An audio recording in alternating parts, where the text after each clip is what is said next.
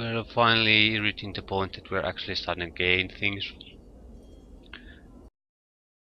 from the unprogressed circle of Zerthmon. We'll have to bump up our intelligence somehow before we can get full use out of it. The small round stone is the unlock the third circle. Read the third circle. Zerthmon labored many turnings for the illithid Arlathi twice deceased, and his partnership in the cavernous havens of the false worlds. His duties would have broken the backs of many others, but Zerthmon labored on, suffering torment and exhaustion. It came to pass that the illithid Arlathi ordered Zerthmon before him and in his many-veined Galleria. He claimed that Zerthmon had committed slights of obstinance and cowardice against his partnership. The claim had no weight of truth, for Arlathi only wished to know if flames raged within Zerthmon's heart. He wished to know if Zerthmon's heart was one of a slave or of a rebel. Zerthmon surrendered to the illithid punishment rather than reveal his newfound strength. He knew that were he to show the hatred in his heart, it would serve nothing, and it would harm others that felt as he. He chose to endure the punishment and was placed within the pillars of silence, so he might suffer for a turning. Lashed upon the pillars, Zerthmon moved his mind to a place where pain could not reach, leaving his body behind. He lasted a turning, and when he was brought before Arlathi, he gave gratitude for his punishment to the illithid, as was custom. In doing so, he proved himself a slave in the illithid's eyes, while his heart remained free. By enduring and quenching the fires of his hatred, he allowed Arlathi twice deceased to think him weak. When the time of their rising came, Arlathi was the first of the illithid to know death by Zerthmon's hand, die a third death.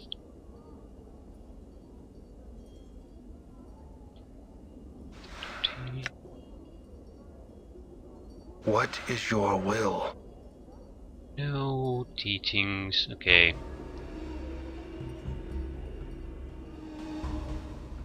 What did you come to know? No, endure. In enduring grow strong. The words you speak seem to strike Dakan strangely. As you speak them, his forehead creases, then resettles into a normal passive expression. Your will has brought you the knowing of the third circle of Zerthmon. With this knowing I'm imparting this to you. He takes the circle and with his deft motion he twists one of the links. Yeah, we got another spell. There more you can teach me. As you ask the word, you suddenly notice Dakan isn't looking at you. He is holding the unbroken circle in his hand, studying it. His blade has taken on the same texture as the unbroken circle, and Dakan suddenly seems older somehow. Yeah, Dakan's black eyes rise from the circle and look at you. Know that I did not believe you would come to know the teachings of the circle. It is a difficult path you will walk in learning the way of Zerthmon. Is your mind focused on this matter? Yes, I wish to learn more. Dakan's fingers feel around the edges of the stone circle and he twists it clockwise. Yeah, the next circle Zerthmon is open to study. What did we get? Submerge the will. Does it do? Doesn't last long. Does it do? Yeah, It's in my spell we book. might as well copy the spell. Let's see, it's a weaker version of the shield spell, I think, but we don't have the shield spell, so it's good to have. We need our intelligence 19 or to get rid of that limitation on how many spells we can learn.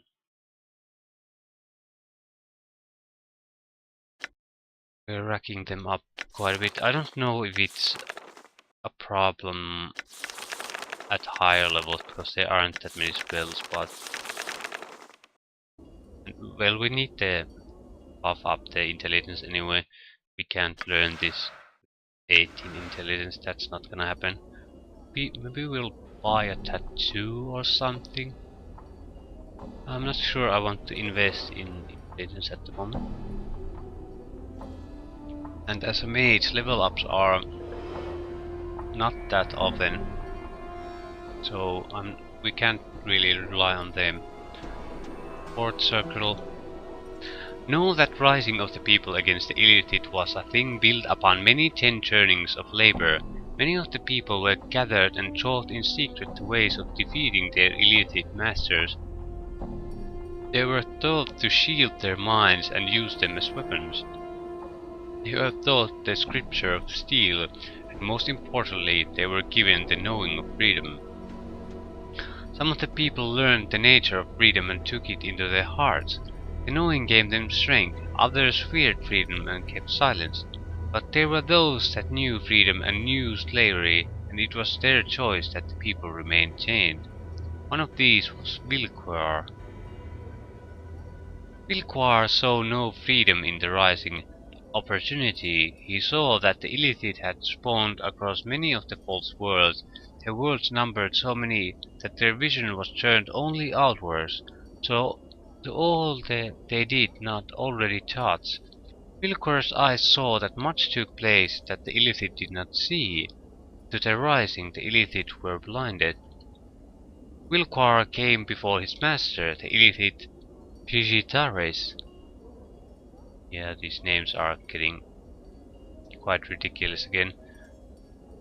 I guess it's exotic and like that, but if you can't goddamn read them, what's the point? Vilquar added to this his chains and offered to be their eyes against the rising. In exchange, Vilquar asked that he be rewarded for his service. Elithid agreed to his contract. At the bonding of the contract, a dark time occurred. Many were the betrayals Vilquar committed, and many were the people that the illithids fed upon to stem the rising. It seemed that the rising would die before it could occur. The illithid were pleased with Vilquar's eye. It was near the end of this dark time when Zerthemar came to know Vilquar's treacheries. In knowing Vilquar's eye, Zerthemar forced the rising to silence itself, so that Vilquar might think at last his treacheries had succeeded and the rising had fallen. He knew that Vilquar's eye was filled only with the reward he had been promised. He would see what he wished to see. With greed beating in his heart, Vilquar came upon the illithid, his master, and spoke to his master of his success. He said that the rising had fallen and the illithids were safe to turn their eyes outward once more. He praised their wisdom in using Vilquar's eye. He asked them for his reward. In his greed blindness, Vilquar had forgotten the knowing of why the people had sought freedom. He had lost the knowing of what slavery meant. He had forgotten what his illithid masters saw when they looked upon him. So Vilquar's betrayal of the people was ended with another betrayal. Vilquar came to know that when Vilquar's eye had nothing left to see, Vilquar's eye was useless. The illithid gave the Vilquar his reward, opening the cavity of his skull and devouring his brain. Vilquar's corpse was cast upon the fields of husk, so its blood might water the poison-stemmed grasses. So, betrayal and betrayal. Yeah. What is your will? Not knowing. Yeah. When one chooses to see without knowing, they betray. Yeah, that's. When one chooses to see only what is before them, they see only a part of the whole. They are blind. And just as Vilquar was blinded. And just as Vilquar was blinded by his promised reward, so were the illithids blinded to the true rising. For when they heard Vilquar's words, they turned their sights outward again, didn't they? And the rising was free to strike. Know that you speak truly. Vilquar's eye blinded both Vilquar and the illithids. Tentacled once thought the rising to be no more. When the rising occurred, the ground drank deep of illicit blood, so was victory born from treachery.